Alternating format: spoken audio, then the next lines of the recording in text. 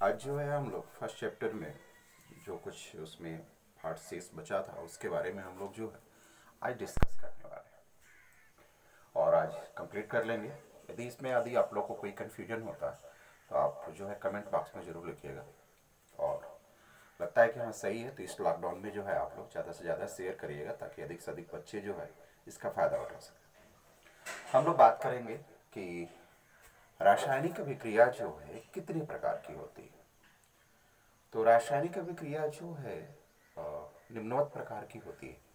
उसमें सबसे पहले हम लोग जो है डिस्कस करें योगात्मक अभिक्रिया, जिसको हम लोग संयोजन अभिक्रिया भी कहते हैं, जिसको इंग्लिश में हम लोग एडिशनल रिएक्शन कहते हैं, जिसमें हम लोग ढेर सारी चीज़ों को ऐड करते हैं। तो सबसे पहले हेडिंग हम लोगों का होगा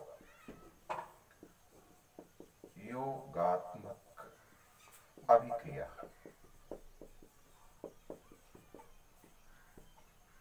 अब इसको समझने की जरूरत है कि है क्या। जैसे मान लिया जाए कि हमारा ये मार्कर का एक हिस्सा है और ये दूसरा हिस्सा, दोनों को हमने मिला दिया, एक मार्कर कंप्लीट बन गया। यह योगात्मक अभिक्रिया भी कुछ ऐसा ही कह रहा है। कहता ये है कि जब दो या दो से अधिक पदार्थों को आपस में मिलाकर अभिक्रिया कराने से जब एक नया पदार्थ बनता है उसी को योगात्मक अभिक्रिया कहते हैं। देखा जाए, इसे मान लिया जाए हमारे पास हाइड्रोजन है, एक पदार्थ है हाइड्रोजन, दूसरा है ऑक्सीजन, दोनों को जब मिलाएंगे तो ये बनेगा H2O, यानी एक पदार्थ ये दूसरा ये, दो पदार्थों को मिला करके एक पदार्थ बनाया गया, एक सिंगल प्रोडक्ट बना, एक सिंगल उत्पाद बना। इसी को हम लोग योगात्मक अभिक्रिया के नाम से जानते हैं। तो परिभाषा कैसे लिखेंगे? वह अभिक्रिया जिसमें दो या दो से अधिक पदार्थ आपस में मिलकर एक नया पदार्थ बनाता है उसे हम लोग योगात्मक अभिक्रिया कहते हैं। आगे हम लोग चलते हैं, दूसरा पॉइंट जो है हम लोगों का वियोजन अभिक्रिया के बारे में बात करते हैं। वियोजन अभिक्रिया,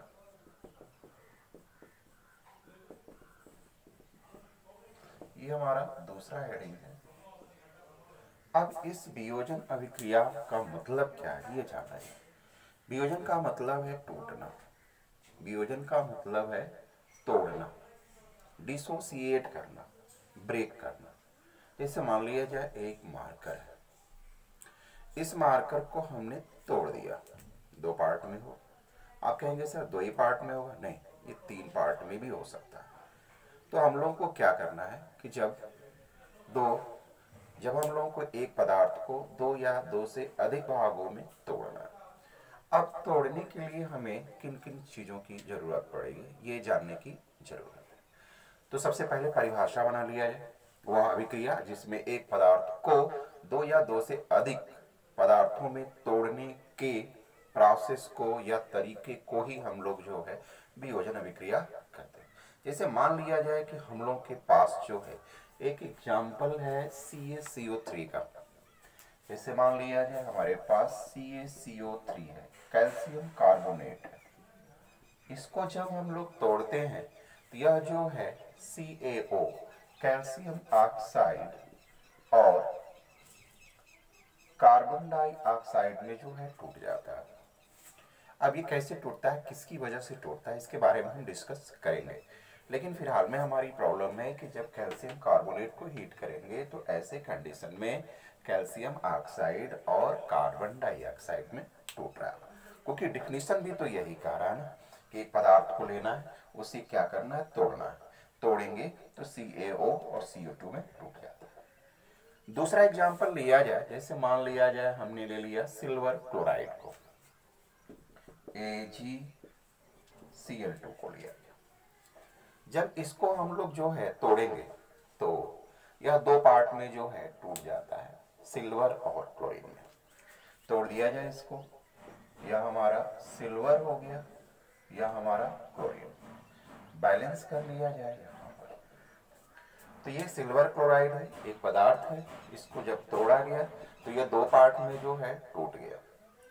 जब ये दो पार्ट में टूट गया तो इस अभिक्रिया को हम लोग वियोजन अभिक्रिया के नाम से जानते हैं। एक एग्जाम्पल और लिया जाए, जैसे मान लिया जाए हम NaCl ले लिया, जब इसको तोड़ेंगे तो यह जो है Na प्लस Cl2 में टूट जाएगा, 2Na 2Na। देख रहे हैं कि यह पदार्थ है, इसी दो भागों में तोड़ा गया। ऐसी अभिक्रिया को वियोजन अभिक्रिया कहते हैं। हम लोगों ने एग्जाम्पल लिया है 3, पहला, दूसरा और ये तीसरा। हमें 3 बातों को समझना है, क्योंकि हम लोग जानने की कोशिश किया जाए कि वियोजन अभिक्रिया किन किन कारणों की वजह से होता है। तो हम लोग उसे गर्म करके भी जो है तोड़ सकते हैं, जिसको हम लोग ऊष्मा कहते हैं। मतलब हम लोग का पहला बनता है ऊष्मीय अपघटन अभिक्रिया या ऊष्मीय वियोजन अभिक्रिया, यानी पहला हमारा हो गया ऊष्मीय वियोजन अभिक्रिया। ध्यान से समझने की जरूरत है। वियोजन अभिक्रिया का पहला पार्ट हो गया हमारा ऊष्मीय वियोजन अभिक्रिया, यानी वह अभिक्रिया जिसमें वियोजन जो है ऊष्मा के कारण होता है। परिभाषा कैसे लिखेंगे आप लोग? वह अभिक्रिया जिसमें ऊष्मा के कारण वियोजन होता है, ऐसी अभिक्रिया को वियोजन अभिक्रिया कहते हैं, ऊष्मीय वियोजन अभिक्रिया कहते हैं। इसके लिए हम एक सिंबल बनाएंगे ऐसे, और इसका मतलब होता है गर्म करना। तो जब गर्म करेंगे तो वह अभिक्रिया टूट जाती है, और टूट जाती है 2 या 2 से अधिक भागों में। ऐसी अभिक्रिया को ऊष्मीय वियोजन अभिक्रिया के नाम से जानते हैं। दूसरा हम लोग लेते हैं प्रकाश अपघटन अभिक्रिया। प्रकाश अपघटन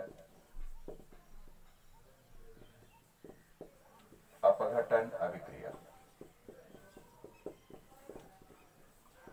अब इसमें प्रकाश के कारण जो है अपघटन होता है। जैसे मान लिया जाए हमारे पास सिल्वर क्लोराइड है, जब इसमें हम लोग लाइट प्रकाश, यानी कि इसको हम लोग H से भी इंडिकेट करते हैं, या आप कह सकते हैं, यहां लिख सकते हैं प्रकाश या सनलाइट, सूर्य का प्रकाश, सूर्य का प्रकाश। अब ऐसे कंडीशन में जब सूर्य का प्रकाश पड़ेगा सिल्वर क्लोराइड पर, तो यह सिल्वर और क्लोरीन दोनों अलग अलग हो जाते हैं, और ऐसी अभिक्रिया को हम लोग प्रकाश अपघटन अभिक्रिया कहते हैं। यानी वह अभिक्रिया जिसमें किसी पदार्थ का अपघटन सूर्य के प्रकाश के कारण होता है, ऐसी अभिक्रिया को प्रकाश अपघटन अभिक्रिया कहते हैं।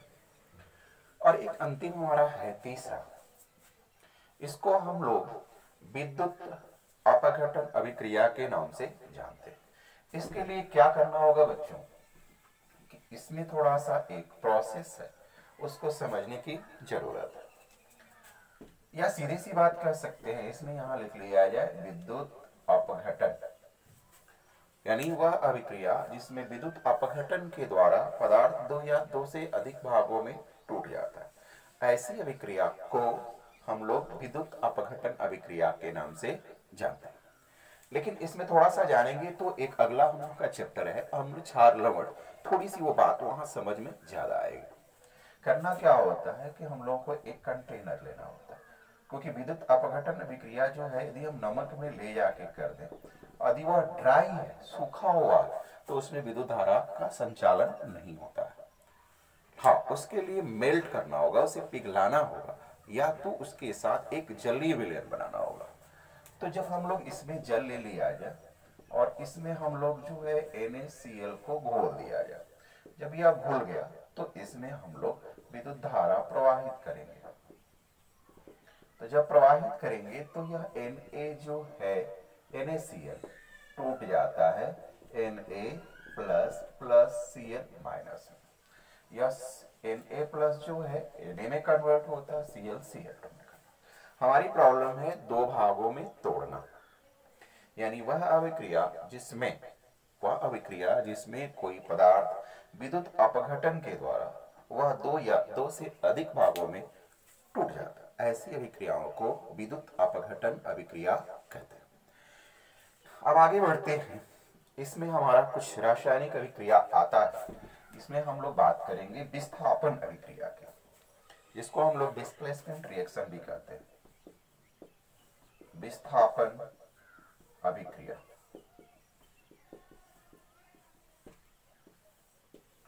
विस्थापन अभिक्रिया वह अभिक्रिया जिसमें एक पदार्थ दूसरे पदार्थ को अपनी जगह से हटा देता है।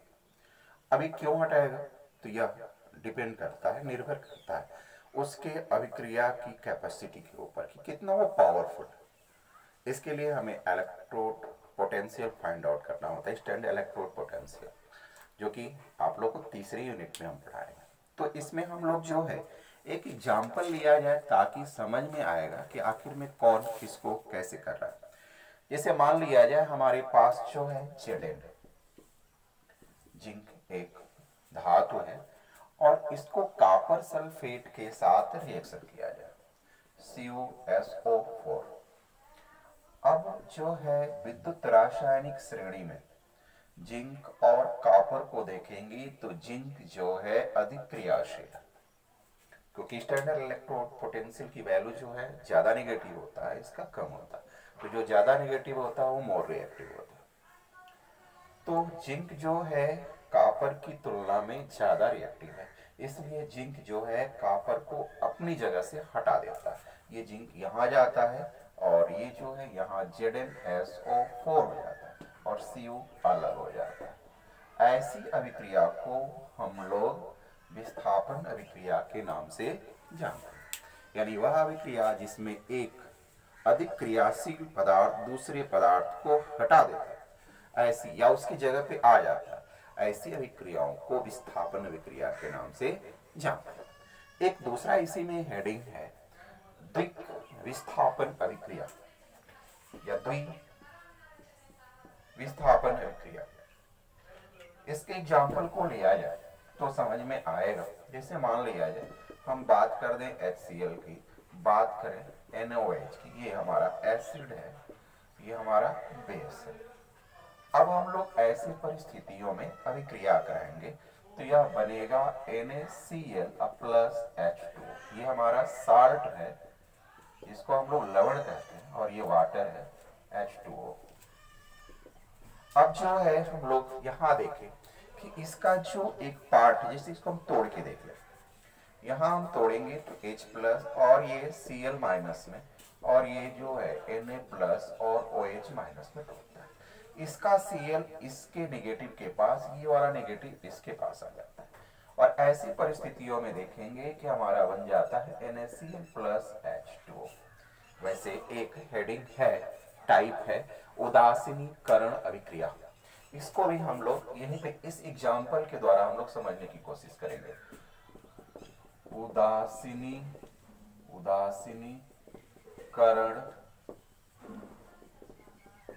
अभिक्रिया, इसको समझ लिया जाए। वह अभिक्रिया जब अम्ल और क्षार आपस में क्रिया करके लवण और जल बनाता है, वह अभिक्रिया जिसमें अम्ल और क्षार आपस में क्रिया करके लवण और जल बनाता है, ऐसी अभिक्रिया को उदासीनीकरण अभिक्रिया कहते हैं। हमारी दूसरी प्रॉब्लम थी कि जब इसमें से एक आयन यहाँ आ गया और ये आयन यहाँ आ गया, यानी आयन का एक्सचेंज हुआ, अदला बदली हुई, ऐसी अभिक्रियाओं को हम लोग जो है द्विविस्थापन अभिक्रिया यानी डबल डिस्प्लेसमेंट रिएक्शन कहते हैं। इसमें क्या है कि ये पदार्थ है, ये भी पदार्थ है, ये पदार्थ जो है दो भागों से मिलकर बना हुआ, हाइड्रोजन और क्लोरीन, यहाँ सोडियम और हाइड्रोक्साइड। तो इसमें से एक पॉजिटिव वाला नेगेटिव के पास आएगा और इसका पॉजिटिव उसके नेगेटिव के पास जाएगा, मतलब एक दूसरे में क्या होगा, वह एक्सचेंज होगा। और ऐसी अभिक्रिया को हम लोग द्विविस्थापन अभिक्रिया के नाम से जानते हैं। इसके साथ साथ जो है कुछ अभिक्रियाएं और भी हैं। जैसे मान लिया जाए कि उष्मा क्षेपी अभिक्रिया है, उष्मा शोषी अभिक्रिया है, तो हम लोग जो है बात करेंगे उष्मा क्षेपी अभिक्रिया के बारे में। यानी ऐसी अभिक्रिया जिसमें हम लोग कोई पदार्थ का रिएक्शन कराते हैं, किसी पदार्थ को दूसरे पदार्थ में मिलाते हैं, तो उसमें से उष्मा निकलती है, उसमें से उष्मा निकलती है। तो उसे हम लोग उष्माक्षेपी अभिक्रिया, जैसे मान लिया जाए कि आपके पास चूना है CaO, आप घर पे रखे होंगे या मार्केट में मिल जाता है, उसमें थोड़ा सा पानी डालिए, देखिए क्या होता है। जैसे ही पानी डालेंगे उसमें जो है खौलना शुरू हो जाता है, उसमें से उष्मा निकलने लगती है। ये आप ये भी देखे होंगे कि घर का जो रखा हुआ कपड़ा धोने वाला सब थोड़ा सा आप अपनी मुट्ठी में लेकर बंद करिए, फिर देखेंगे उसमें से उष्मा निकलेगी। ऐसी अभिक्रियाओं को उष्माक्षेपी अभिक्रिया। और वह अभिक्रिया जिसमें उष्मा का अवशोषण होता है, उष्मा उसमें एब्जॉर्ब होने लगती है, सोखने लगता है उष्मा को, ऐसी अभिक्रियाओं को उष्मा शोषी अभिक्रिया के नाम से जानते हैं। जो हमारा मोस्ट इंपॉर्टेंट पॉइंट है वह है ऑक्सीकरण अपचयन अभिक्रिया। जरा उसको पहले समझा जाए। ऑक्सीकरण अपचयन अभिक्रिया को रेडॉक्स रिएक्शन भी कहते हैं। ऑक्सीकरण और एक है हमारा अपचयन। ऑक्सीकरण को हम लोग ऑक्सीडेशन कहते हैं और इसको हम लोग रिडक्शन कहते हैं। यहीं से हम लोग ऑक्सीकरण अपचयन की अभिक्रिया को समझते हैं। जो हमारा ऑक्सीकरण है वो ऑक्सीजन है, यहाँ पे हमारी स्टार्टिंग ऑक्सीजन है, ऑक्सीजन, और ओ से एब्जॉर्वेशन मतलब ग्रहण करना। पर ग्रहण करना का उल्टा जो है होता है अलग करना, रिमूव करना, त्याग करना। अब जो है कोई पदार्थ है, वह पदार्थ जो है ऑक्सीजन का ग्रहण करता है, यानी कोई पदार्थ जब ऑक्सीजन का ग्रहण करता है तो उसे ऑक्सीकरण कहते हैं। फिर से सुनेंगे, वह या कोई पदार्थ जब ऑक्सीजन का ग्रहण करता है तो उसे ऑक्सीकरण कहते हैं। या दूसरे में यदि हम लोग अपचयन की डिफिनीशन बनाना चाहें तो ऐसे में कह सकते हैं कि वह पदार्थ जब ऑक्सीजन का त्याग होता है तो उसे अपचयन कहते हैं। एक दूसरा भी हम लोग के पास है हाइड्रोजन। हाइड्रोजन ये ग्रहण है तो यहाँ लिखेंगे त्याग और यहाँ लिखेंगे ग्रहण, यानी वह पदार्थ जब ऑक्सीजन का ग्रहण करता है या हाइड्रोजन का त्याग करता है तो उसे ऑक्सीकरण कहते हैं। इसके बाद हमारा यहाँ आता है, वह पदार्थ जब ऑक्सीजन का त्याग करता है या हाइड्रोजन का ग्रहण करता है तो उसे हम लोग अपचयन अभिक्रिया कहते हैं। ऑक्सीकरण और अपचयन ये दोनों अभिक्रियाएं साथ साथ होती हैं, और जब दोनों को मिलाते हैं तो उसे हम लोग रेडॉक्स रिएक्शन, ऑक्सीकरण अपचयन अभिक्रिया के नाम से जानते हैं। और ये सारी चीजें थोड़ा सा डिटेल में आप लोग के सिलेबस में है नहीं, अगले नेक्स्ट ईयर 11th में रेडॉक्स रिएक्शन ही एक चैप्टर का नाम है रेडॉक्स रिएक्शन, उसमें हम लोग पढ़ेंगे। इस चैप्टर में लगभग आपके सारे पॉइंट को टच किए हुए। यदि इसके बावजूद भी यदि आपको लगता है तो आप जो है कमेंट बॉक्स में जरूर लिखिएगा बच्चों।